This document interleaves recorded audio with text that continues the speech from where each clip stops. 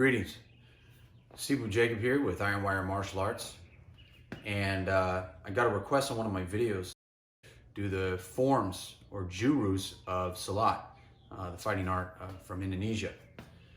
So today I will be reviewing two of those forms upon your request as a demonstration of what was taught to me. Methodology that was handed down to me. The blade is just as important or more important than the empty hands. Something to take note of. What's interesting about South Asian martial arts, Filipino and Indonesian martial arts is usually what you're going to find is that what you can do with the empty hands, you're going to be able to do with the blade, and you can do with the stick. So it's very functional in that way. You learn forms, you can put a stick in it, you can put a knife in it, and so it's very, very fluid, and it's very effective for our modern times. So just something to take note of. And also, if you want to learn, you should seek out a qualified instructor, and feel free to comment, ask any questions, and once again, thanks for watching. Let's get started.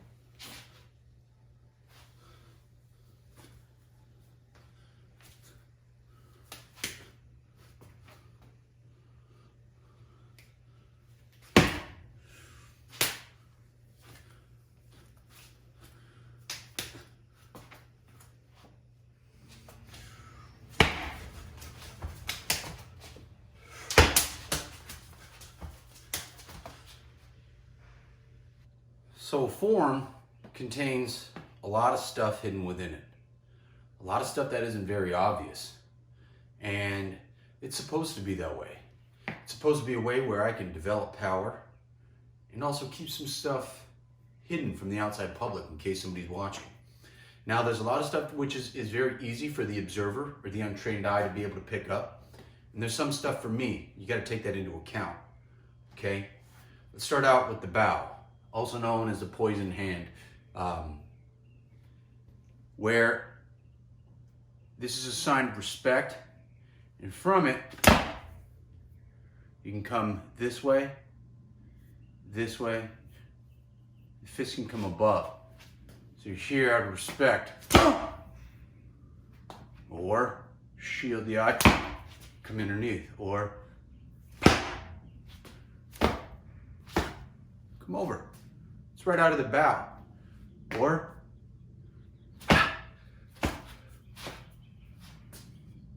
right here. Now you're going to notice this movement. This, just like in boxing, the arms cover side. You can hit up, move across. Now here, see this shape here?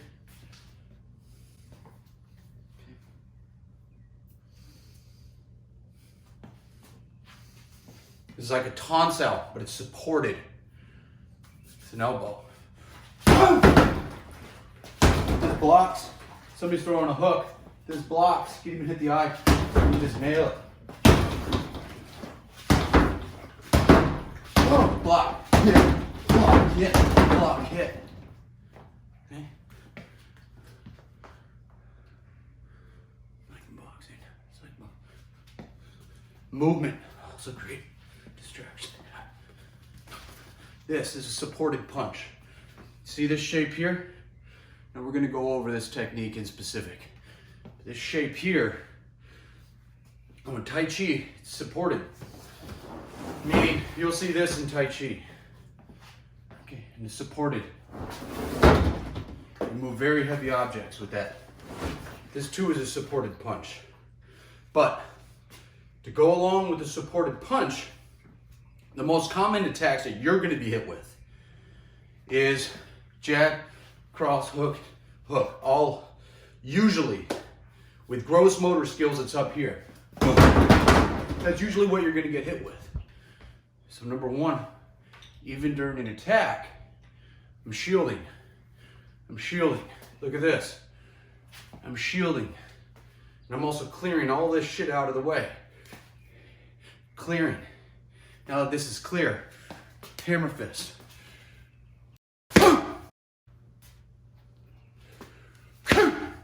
Now this, just like a Muay Thai elbow, it's coming up right like this, and this is supported.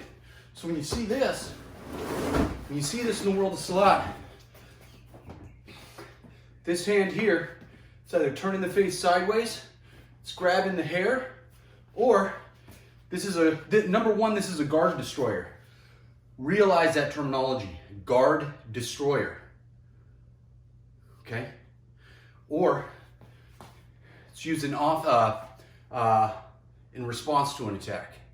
Okay? Defensive. He's attacking, boom! Clear. Clear. And this goes all your weight into it. It's like a train. Boom! Boom! Boom! Boom! Guard destroyer. Or you grab the arm. Boom! Boom! Boom! Boom! Boom! You see? I'm destroying all of his upper arm. I'm destroying all these movements here. Okay, now let's get into the attitude of it, if that wasn't enough already. Okay, so to go along with empty hand technique is attitude. Now, I know that in anybody who studied Chinese Kung Fu or even knows the basic of basic will say, well, this is a bow stance. Yeah, it's a bow stance. Now, Silat uses the same thing, but it's an attitude. This is walking through somebody. So a lot of the times when you study boxing, kickboxing, we're gonna learn how to do this type of stuff. Get to the sides, go underneath, okay, and then wrestling goes for the legs. That's all good and dandy. And what we're learning how to do is when somebody's like this, let's say this person's got his guard up, he's not letting me get close. We're learning how to get around the guard. Some martial arts, you're gonna learn how to block, trap, hit. You're gonna learn how to trap the arm. You're gonna have to learn how to do limb destructions. In Honga, you're gonna grab the arms. These are all ways to destroy. You can get through somebody's defenses and take them down.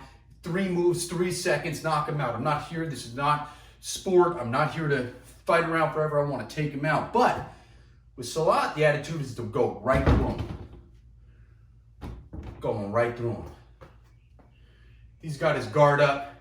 He's sitting here. Now, why do we start with the arms down like they do in this Juru? Number one, this sinking gives me some power. Okay? I'm walking around like I'm crazy. I'm sinking. Okay? And no one fights like this. Okay? Not in the ring. Rarely. You're in an argument. Now, attitude. I'm going to put a 45-degree angle on a straight line. And what is that going to do? This is going to take this heavy back and it's going to drive him back. The spine is going to drive him back. So even if he's got his guard up, what I'm going to do is I'm going to go through him. So you have to realize that even when you're practicing all your techniques, even in a lot of Kung Fu and almost every martial art that I've known, once you're here, once you've gone from here to here, you've gone through somebody. A lot of the times when they show demonstrations on martial arts, they're punching and their arms are almost all straight out and they think it's going to in a target. It's not going to in a target. It's going through in a target. It's going through them. And that's where this attitude comes in. And it's called, you got to cross through fire. We call it crossing through fire. You got to put attitude in it. Somebody wants to fight, you're sitting here with your hands down. Boom! Boom! Or just boom! Walk right through them. Smash right through the target. Now, if you put a 45-degree angle, look at this. He's standing straight. I'm coming through. My foot is already stomped. That's what that stomping I'm doing. I'm stomping on the foot. I'm trapping the foot. So it's here. Boom! I'm just knocking this sucker back. And I'm also shielding. And and I've got this angle. It's supported. To go along with that, you can use your Q-sow, which is a forearm. That's just as effective. You come in here. Whoa. There you have it. So, attitude. All right, so we went over the basics of the empty hand work. And remember, under the right conditions, attitude can beat technique. Remember that. I'm not trying to say that mental martial arts better than somebody who's mastered a really good skill.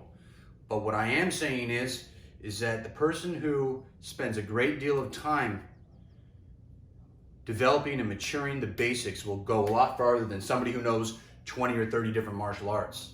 You can learn one technique and do it so many times and get so good at it, it's going to kick in and do some things that somebody who's learned 100 different techniques is not going to do. Now, why is that? Why is it better to learn one technique? Well, let me tell you something. When you're confronted with fear, your gross motor skills are going to kick in, and your body's going to get dumped with adrenaline, and the intellect goes away. Your mouth is going to dry, your arms are going to shake, and you're going to be confronted with fear. And whether you're going to face that opponent and walk through that metaphorical fire, or you're going to turn around, or sometimes a literal fire. Now, let's say I don't know Kung Fu, but I got this attitude. I got this one technique and I'm good at it. I'm gonna use it and it's gonna come through for me. I just learned this. I don't know anything else, but I learned some footwork and I know how to defend. And I'm going.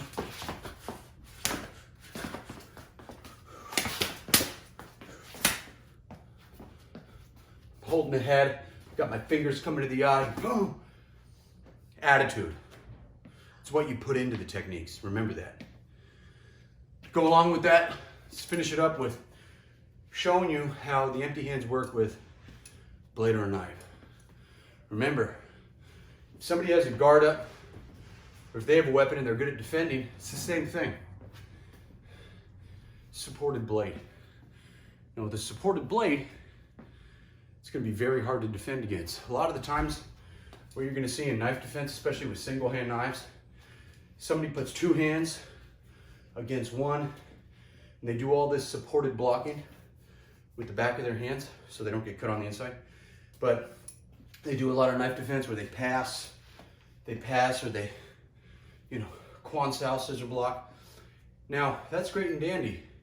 But again, when somebody's got attitude and they've got a supported knife in that 45-degree angle, even if you try to stop it with any of your Muay Thai blocks for the elbows or the back of your hand, it's going to be really hard.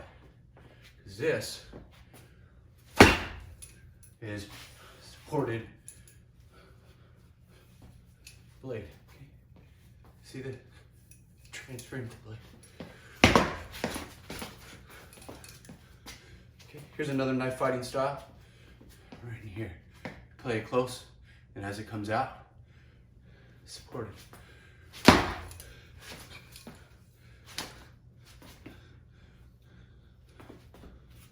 Okay. What works with an empty hand, works with a knife, works with a stick. It's an introduction to what I've been taught. Hope the video finds you well. So you got a qualified instructor. Thanks for watching.